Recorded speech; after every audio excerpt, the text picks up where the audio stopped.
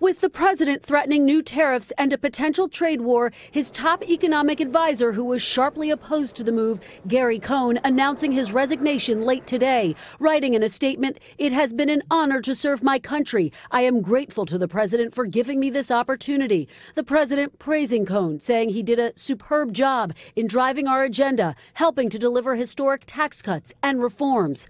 Cohn was noticeably absent from today's press conference, where the president was asked if he wants to see more staff changes. I don't really talk about that. Believe me, everybody wants to work in the White House. They all want a piece of that Oval Office. It's tough.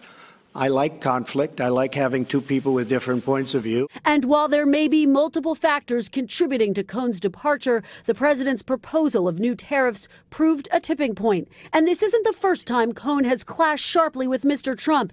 Cohn was infuriated, even drafting a letter of resignation after the president seemed to equate white supremacists with counter-protesters during the Charlottesville clashes. Cohn stayed through that controversy and helped the president deliver tax cuts. Gary Cohn, your tax guy, he's our tax man. Where's Gary? Gary did a good job in those taxes. Cohn becomes the latest in a long line of high-profile departures. Just last week, Communications Director Hope Hicks announced her resignation.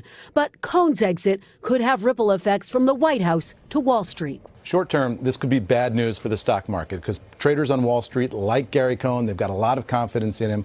Long term, though, this removes one of the architects of Donald Trump's economic success from this administration. So where they go from here is a real open question.